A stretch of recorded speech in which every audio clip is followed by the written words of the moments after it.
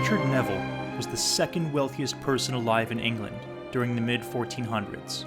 He was an instrumental figure during the Wars of the Roses, helping to depose King Henry VI and install his son Edward as the new king, only to later defect against him and re-crown Henry, all over a period of less than 2 decades. In the next century, Neville would be immortalized in Shakespeare's Henry VI as an egotist, influential, and beloved by the people of his country. 20 years later, the attribution of Kingmaker was placed upon the Earl, or anyone else, for the first time. A Kingmaker is anyone that promotes leaders using their vast networks or wealth, employing relatively little risk with potentially huge rewards.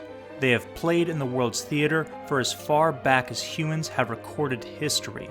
As far back as 1000 BC, the prophet Samuel was said to have influenced the rise of Saul and David within Israel. Modern examples include media moguls, humanitarians, political strong-armers, ideologists, and agendized billionaires. That's a hell of a room. These powerful men helped to shape their nation's cultural and political ecosystems. This brings me to my favorite example.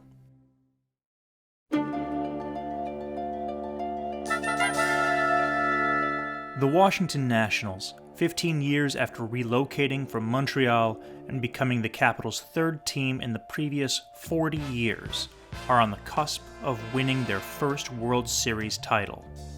Deigned to be massive underdogs, they have brought the recent champion Houston Astros to the brink.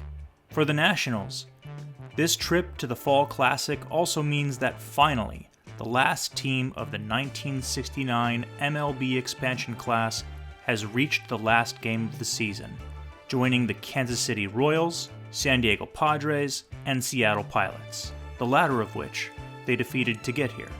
For the casual baseball fan, perhaps you don't know who the Pilots are. To tell a long story short, this team was atrocious. They played in a minor league stadium, had one of the worst records in the league, and lost so much money in their first season that ownership needed to get the hell out of their investment. Enter from stage left, Bud Selig. Following the Braves leaving town for Atlanta after the 1965 season, Selig, once a minority owner of the Braves, plans to showcase the strong Milwaukee baseball fandom by organizing a game held in Milwaukee featuring the Minnesota Twins and Chicago White Sox. The game draws over 51,000 fans. Bud later attends the owners' meeting in December of that year, hopeful for one of the 4 new baseball clubs starting in the 1969 season to come home with him. Didn't really work out. Undeterred, Bud helped orchestrate 20 regular season White Sox games over the next 2 years, drawing almost 500,000 fans to them. After an attempt to move the White Sox out of Chicago falls through, the chairman of the Milwaukee County Board remarks, "If we have to steal a team from another city, steal it."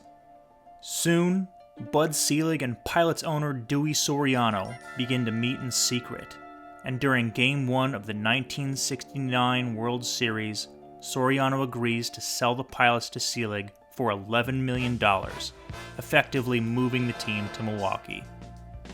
After months of contentious court filings, injunctions, and a bankruptcy declaration, the sale of the Pilots to Bud is approved, allowing drivers in Utah holding the team's equipment to finally ship out to Milwaukee. In fact, the decision had come so close to the start of the season, Selig had to scrap his plans to switch the team's colors in recognition of the AAA minor league club from his childhood. At least he could still use the name. The Brewers start out their first years of existence by going third to last, last again, then second to last, second to last, second to last, last once again, and second to last one more time. They finish on average 27 games behind first place in their division, the only way to make the playoffs. Including the inaugural year of the Pilots. In this 9-year span, they are the worst team in the American League by a country-ass mile. In fact, they are arguably the worst team in all of baseball, with the notable exception being the truly bad San Diego Padres at an abysmal 314 games below even. These guys seem destined to be terrible forever. 1 year later, they turn around their record nearly a complete 180 degrees. Thanks to a career year from a guy with the coolest name in baseball, Don Money, and contributions from MVP candidate Larry Heisel, Milwaukee has pulled themselves out of irrelevancy. Cy Young Award runner-up Mike Caldwell shores up the mound for the Crew as they go and finish 6.5 games behind the Yankees to finish the season in third place. 79 is much of the same, finishing in second place. And while 1980 is a bit of a regression, it's a season with a winning record nonetheless. It's a tough division, with the Yankees, Orioles, Tigers, and Red Sox jockeying for the lead every year. But with the right moves, the Brewers appear to be the next hot team in the American League. It feels like nothing can slow this ascent, right? This is the catalyst.